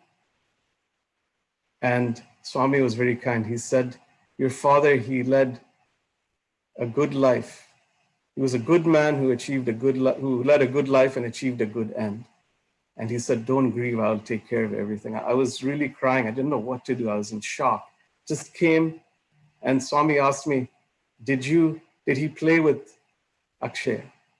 And I said, yes, Swami. Yes, Swami, he did. And he said, did your father tell you that I kept him alive for 3 days? Did he, or that I rubbed his chest for 3 days? I kept him alive so that he may see his grandson. And so now he was able to see. So look at Bhagavan, making sure that even, and this is the reason why I'm mentioning all of this is that, back to this concept of if we take one step, Swami will take 1,000 steps. Our father and mother, our grandfather led a truly pure and holy life devoted to Swami, and Swami arranged for his passing to be with the child there, with his son, and in the perfect possible way. And in the same way, Bhagavan did the same thing with our father. He made sure, having 5 sons, all living abroad, Swami brought at least one son there at the right time, and he was able to see his grandson. This is really Bhagavan's grace and benevolence. And Swami did this, why? Because if we take one step, Swami will take 1,000 steps. And our father and mother implemented and put into practice Swami's teachings on a daily basis, as all my brothers had mentioned earlier. And so they served their parents. And so they were able to earn that liberation which Swami has come to give, And so that is why, and Swami later, in fact, I forgot to mention when my grandfather passed away, my father had met, and my brother Aryama mentioned this as well, is that when my father left the United Nations or retired early and came, and of course my grandfather passed away, Swami later said, Subba Rao, if you had not come when I called you, you would have had to have taken 100 births to repay the runam or debt that you owe to your father, to your parents. And that is why I brought you. So look at Bhagavan. Now, right after this, my mother was, when my father merged in Swami, of course, my mother was inconsolable. And Swami graciously called for an interview. And he said, my mother she was in tears for the first time I've seen her in my life. And Swami, she looked at Swami and said, Swami, I never asked for anything in life. And it's true. I remember our mother never asked Swami for anything. The only thing that she asked was to be Sumangali. And she looked at Swami and said, that's the only thing, Swami, why could it not be like that? And Swami said, who said it is not? He said, my Subba Rao, if he had stayed alive longer, he would have had to have suffered in bed, and he would have been bedridden and suffered. No, no, no, that will not happen to my Subba Rao. And that is why I took him at the right time. And he said, he looked at my mother and said, I have given you a promise. I bestow on you the title of Nitya Sumangali. You are a Sumangali. And I give you, and that is of course a title that she has been given by Bhagavan himself because of all the years of devotional service that she did at Bhagavan's lotus feet. Again, back to earning liberation. And so he gave that title, and he mentioned to my mother, again, like my brother Manohar mentioned, he called her inside, and she also described where Swami put his hand on her head, and she felt this divine golden glow in that room where Swami took away all her suffering. And again, it was like being transported the way my mother explained. And so, Swami also said, in this lifetime, from the mountain, the rivers flow. And as the rivers come down, two branches will come from two different rivers. They will merge into the big river. And the two branches will be for some time floating together. But towards the end, they may separate, and then they will ultimately go into the ocean. And that is how it is. So he said, don't grieve about Subba Rao. He has attained liberation without suffering. And so as my brother Ravi also said, Swami said, don't take away the botu or the tilak or the bangles. You are Nitya Sumangali. He gave that. And I know I'm running out of time, so I'll just conclude very quickly. Our mother he asked that my mother stay in Prasanthi Nilayam after that from 2003 onwards. And during that time, he immersed her in bliss. It was odd that all five of us were here in the US, but our mother was quote unquote alone in Prasanthi Nilayam, but she wasn't alone. Who are we to say that she is alone? She was with her mother, father, guru, and God, who is our beloved Bhagavan, who took care of her. Swami assured her, I will take care of you like the eyelid guards the eye. And I still, all of us brothers remember those words, and our sisters-in-law, we all remember those words that Swami said, and truly he did that. Towards the last part of 2010, if you go to the next slide, please.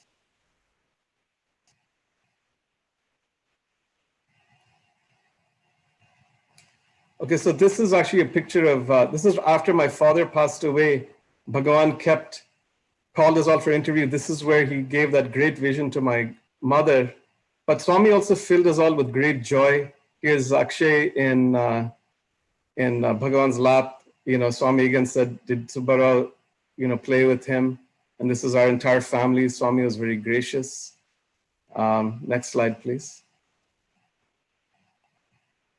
And here again, Swami, had held him in his lap, and all of our brothers are there. Next slide, please. And this is again, Swami allowed us to take photo with Swami. This is my wife and Sumana. And Swami very graciously did Annaprasana for Akshay at the time. My mother was very, very happy when Swami did that. She had that in her mind. And of course, Swami didn't even have to be asked by my mother. He immediately did Annaprasana with a little bit of payasam that, my mother actually told my wife Sumana to make a little and keep it on the side just in case. Swami himself saw that on the side. We didn't even ask. He said, what is that? And he said, and he took it and he put it in Akshay's mouth.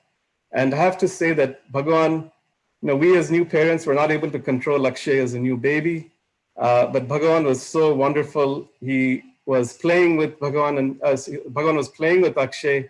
And even when Akshay was crying, when we were holding him, when he was on Bhagavan's lap, he wasn't crying. And so with that, we saw that, we always see that with, amongst men, I'm a man. Amongst women, I'm a woman. Amongst children, I'm a child. Alone, I am God. And we saw that with Swami. The other wonderful thing, I'll quickly digress. Akshay was crying a lot, and Swami he had a small bell next to him, and he kept pressing it, entertaining Akshay.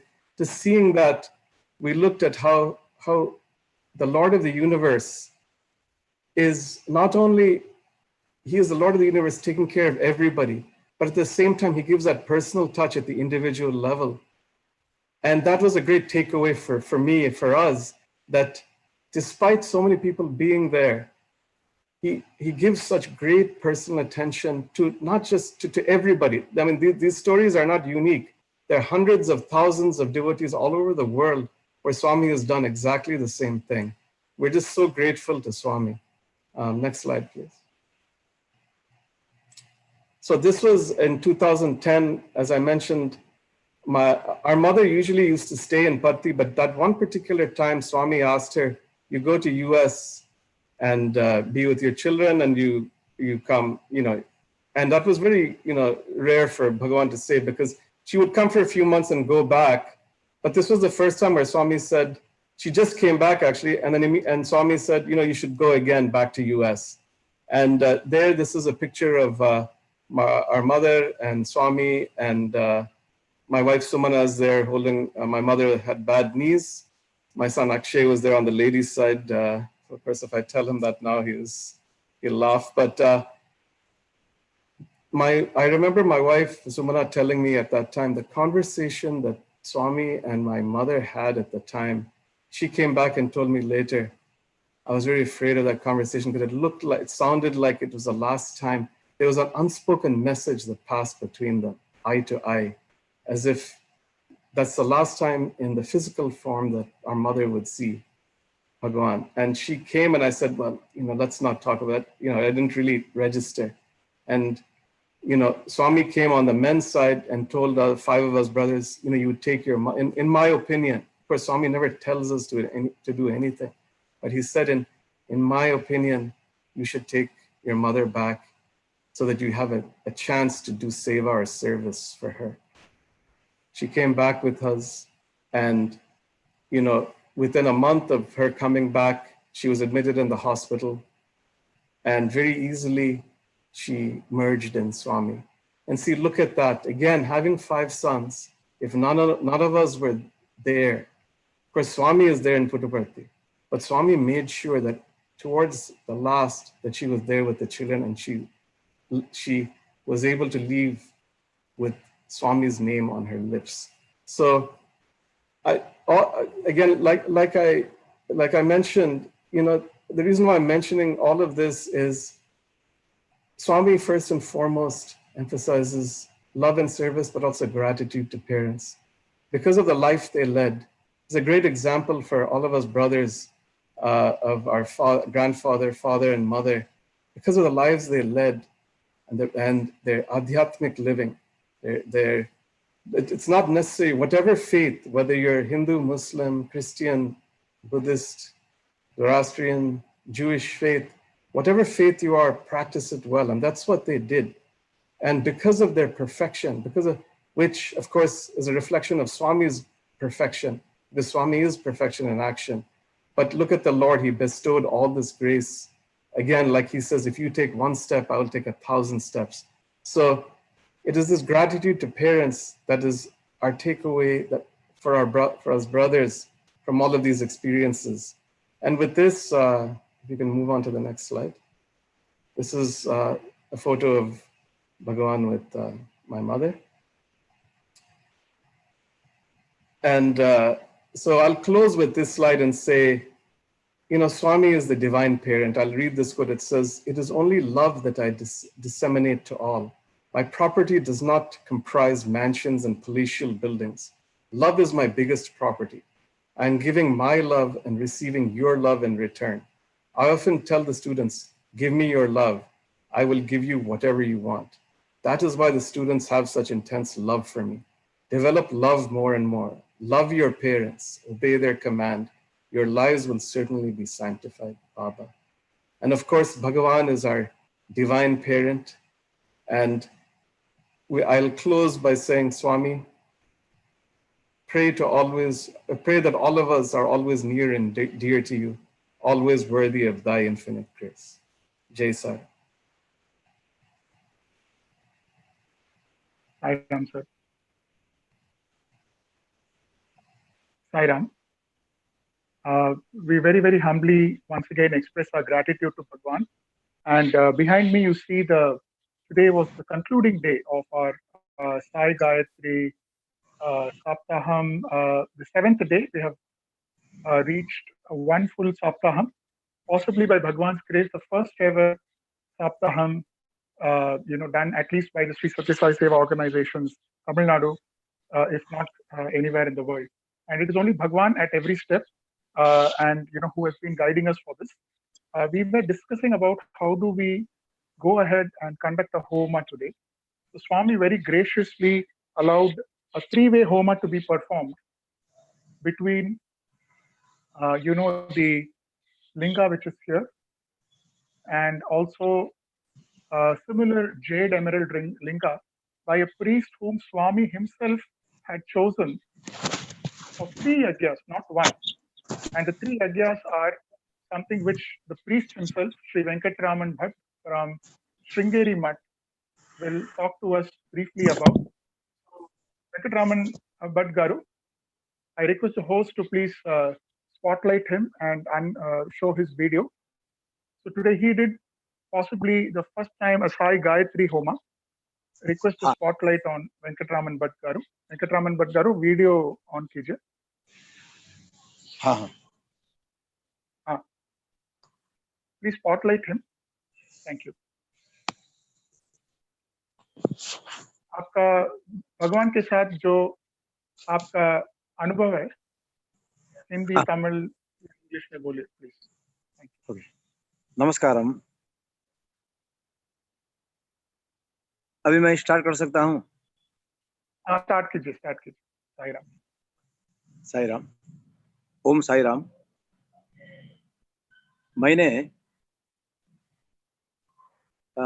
जब वेदाध्ययन कर रहा था तब से ही बाबा जी के बारे में मैं बहुत कुछ सुना था. जहाँ मैं पढ़ रहा था, चाहे तीर्थहल्ली और हरिहरपुरा और श्रृंगेरी, मेरा मठ है, वो सबको ये दक्षिणामलाय पीठ श्रृंगेरी मठ है. और हमारा गांव में एक स्वर्णवली मठ है, हम वहाँ भी जाते हैं. लेकिन मैंने पढ़ने के लिए श्रृंगेरी तरफ आ गया. जब से मैं पढ़ रहा हूँ तब से ही वो सत्य साई बाबा जी के बारे में बहुत सुना हूँ. बहुत पवाड़ करते हैं और अवतार पुरुष है, और आनंदपुर डिस्ट्रिक्ट में बहुत कुछ किए हैं. पूरा प्रपंच को बहुत कुछ किए हैं, और बहुत लोगों को जो बीमार है या और किसी प्रॉब्लम है तो वो सब उन्होंने निकाल दिया. जैसे भगवान स्वयं आकर जैसे भक्त को पालन करता है, वैसे ही ये सत्य साई बाबा जी ने आके बहुत लोगों को, बहुत परेशान को दूर कर दिया, बहुत दुख को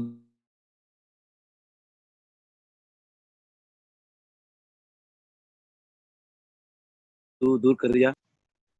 और मैंने जब पढ़ रहा था तभी ही सुना था कि अनंतपुर पूरा डिस्ट्रिक्ट में जो सरकार नहीं कर सके ऐसे एक बड़ा काम, मतलब पानी का सब सुविधा बाबा जी ने किया. और मेरा अनुभव ये है कि मैं जब पाठ पढ़ने के बाद, मतलब पढ़ते ही समय मैं पूरा भारत में घुमा था. मतलब ये महर्षि महेश योगी जी का, उनका कुछ ब्रांच में मैंने वेद का प्रशिक्षण और एग्जाम लेने के लिए मैं गया था. और वहाँ भी महर्षि महेश योगी जी बेनी, उन्होंने भी इनके बारे में बहुत कहते थे. और मैंने जब पढ़ाने के लिए और राजमंड्री गया, तो राजमंड्री तो आंध्रा ही है, फिर राजमंड्री उधर भी बहुत लोग, लेकिन हम स्टाफ लोग, मतलब लेक्चरर्स लोग, जो वेद पढ़ाने वाले जो हम लोग जो थे, हम 30-25 लोग थे. तो सबको बाबा जी के बारे में बहुत अच्छा मानते थे और बाबा जी को प्रणाम करते थे। जब मैं बेंगलुरु आ गया, अभी मैं 2004 से अब तक टिल मैं बेंगलुरु में रह रहा हूँ। 2004 में मुझे एक पंडित जी ने फोन किया, एक धन्वंतरी हवन है और सत्य साई बाबा जी का आश्रम में कहा। तो मैं बहुत खुश हो गया, क्योंकि उनको मैं देखा नहीं था, सिर्फ सुन रहा था। तो मैंने, हाँ बिल्कुल मैं आऊँगा, मुझे बहुत खुश लगा। तो मैंने गया, मुझे वो डेट याद नहीं। तो इस दिन रात, मतलब अगर कल शाम को गए, परसों सुबह 5 बजे ये हवन था। तो कल शाम को वहाँ चंडी हवन भी था। चंडी हवन का सेक्शन और एक थे, और धन्वंतरी हवन का सेक्शन हम, मतलब मेन में और एक थे। उन्होंने मुझे मंत्र को, वो मंत्र का चैंटिंग करने के लिए, मैं अभी भी वो वेद का चैंटिंग करने के लिए बहुत जगह जाता हूँ, और मेरा सीडी भी है, मेरा रिकॉर्डिंग बहुत ऑडियो वीडियो है। तो मुझे मंत्र बोलने के लिए उन्होंने बुलाया, तो मैंने गया। वो आश्रम अंदर जाने के बाद बहुत मुझे अच्छा लगा। जैसे मंदिर में जाते जो पावरफुल, मतलब भगवान का वेव्स जहाँ रहता है, वैसे मंदिर में जाने से जो अनुभव होता है, तो सत्य साई बाबा आश्रम अंदर में घुसने से ही मुझे बहुत अच्छा लगा। तो मैंने उस दिन रात, हम 8-10 पंडित थे वो धन्वंतरी हवन के लिए, सिर्फ वो बाबा जी के लिए ही एक डिवोटी ने किया था, मुझे अभी याद नहीं, क्योंकि 16 ईयर्स बैक। एक दिन, दूसरा दिन सुबह 5 बजे धन्वंतरी हवन संपन्न हो गया। हम लोग, कुछ लोग वेद पंडित और वेद पारायण किए, और उसके बाद वो धन्वंतरी हवन भी हुआ। तो धन्वंतरी हवन होने के बाद क्या हो गया कि वो एक बाबा जी का डिवोटी, हम भी बाबा जी का डिवोटी है, तो बुलाया, पंडित जी सब लोग आइए, आपको बाबा जी से ही, बाबा ने आपको आशीर्वाद दे देंगे। और वो क्या बोलते हैं कि सनातन धर्म में जो महात्म लोग जो दक्षिणा देते हैं, उसको स्वर्ण मंत्राक्षते बोलते हैं। तो हमें बुलाया, आपको वो दक्षिणा दे देंगे, बाबा जी स्वयं हाथ से दे देंगे, कहा। और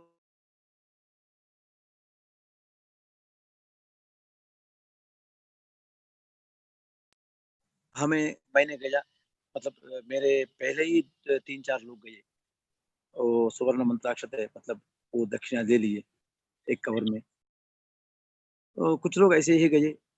मैं पहले ही सोच रहा था, उनको पाद का स्पर्श कर कर, नमस्कार कर कर मुझे लेना है। मैंने पहले ही संकल्प किया था, लेकिन वहां मना कर रहे थे बहुत लोग। मैंने कुछ वहां उधर इधर जो देखा नहीं, तुरंत गया। बाबा जी ऐसे ही बैठे थे चेयर में, तो मैंने प्रणाम कर दिया। बहुत लोग वो मना कर रहे थे, मैंने तुरंत वो सुवर्ण मंत्र पुष्प, मतलब मंत्र दक्षिणा, सुवर्ण मंत्राक्षर बोलते हैं, वो दक्षिणा लेकर मैंने तुरंत वहां से निकल गया।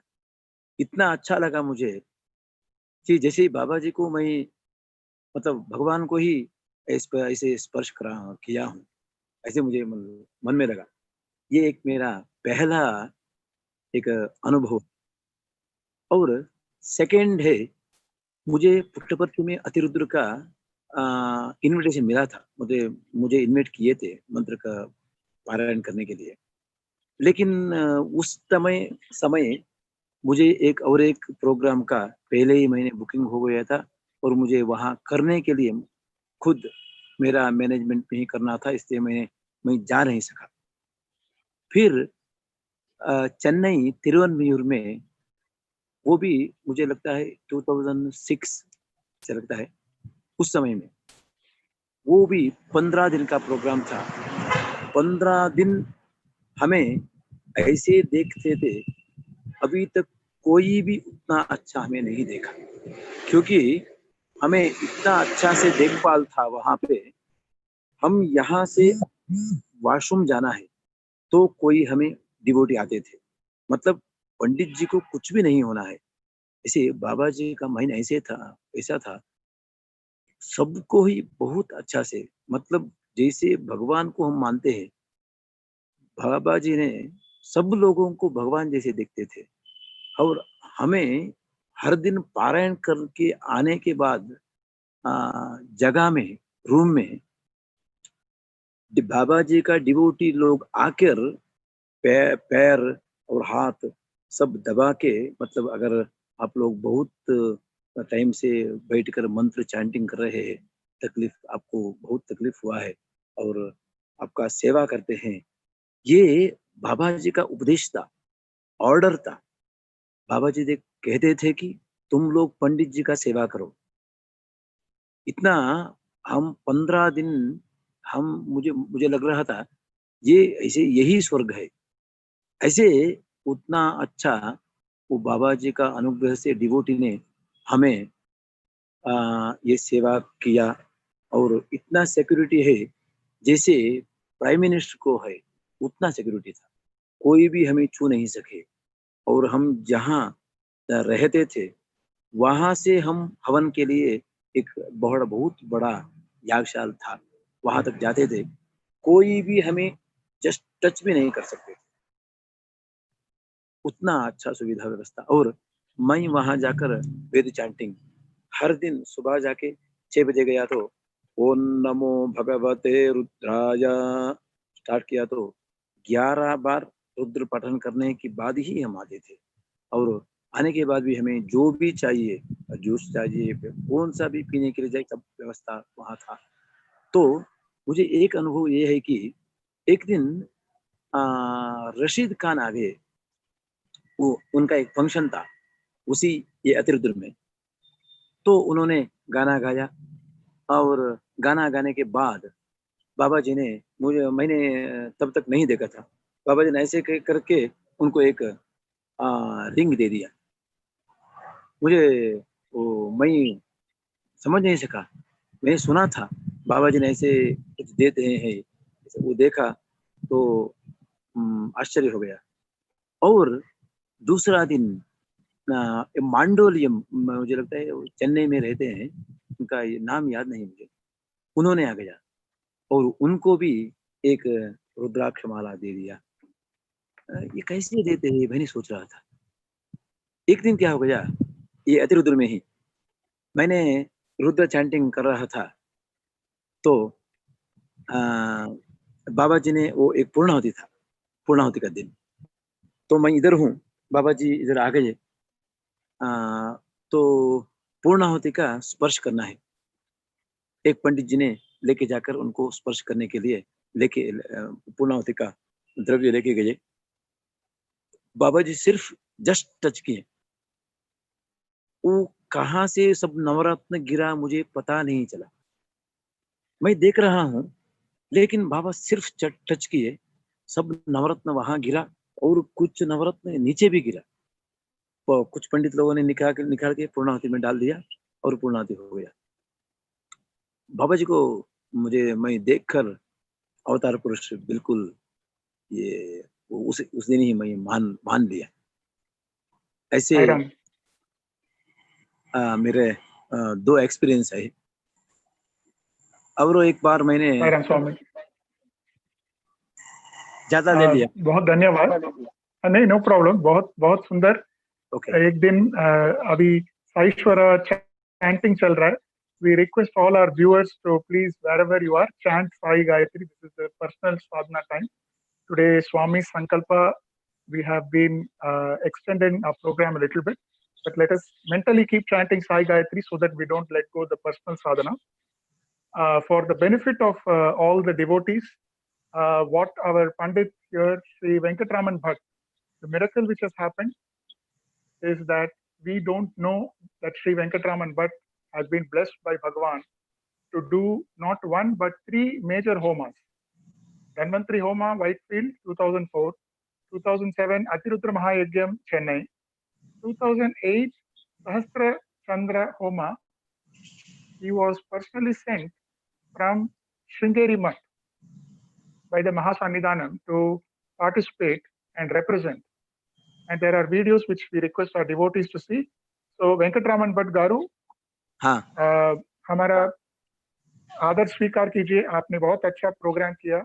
So today Venkatraman Bhatt ji in the morning, which we will now show you, did a fantastic 3.5 hour, maybe the first, at least in Chennai, Sai Gayathree Homa, where Sai Gayathree Mula Mantra was chanted along with the Gayatri Mantra, Rudra Path, and all the Vedic injunctions, which I'm sure our Ghandikota Subrahmanya Sastry and other great Maharishis, they're very blessed that thanks to the Ghandikota family and maybe the blessings of not just Bhagwan, but also that great Maharishi that we got Venkatraman Bhatt Garu to come with us and do the Homa.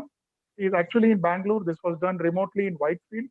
At the same time, it was done in our East Coast district for the Shiva Linga here and the Linga which Bhagwan has given.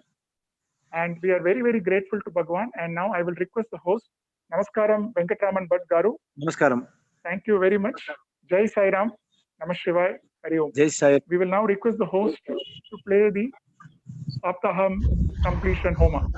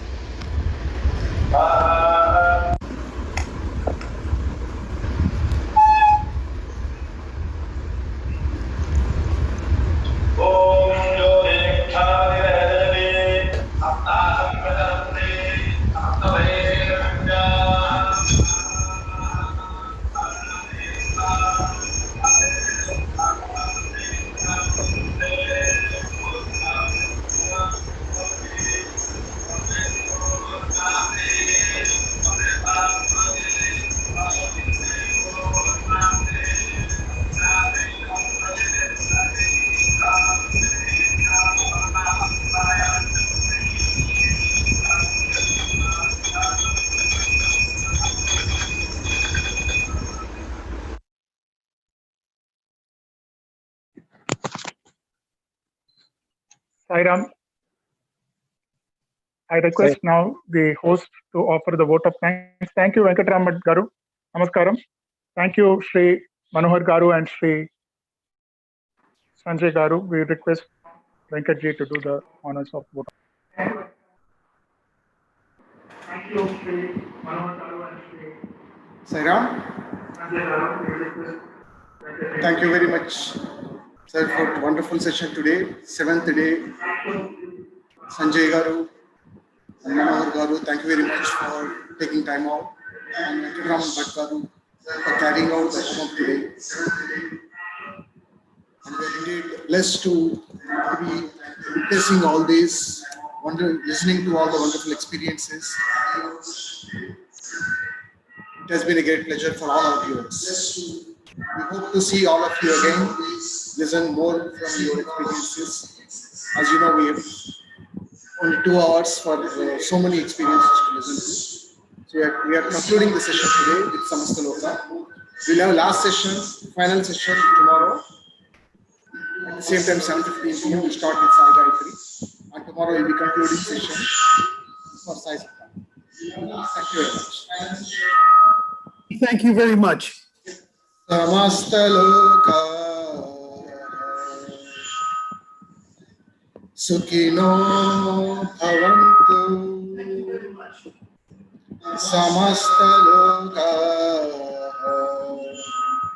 Sukhino Bhavantu.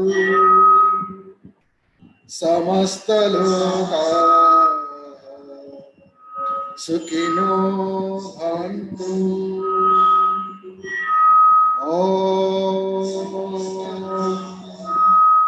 Shanti Shanti Shanti. Jai Bolo Bhagavan Sri Satya Sai Baba Ji ki Jai.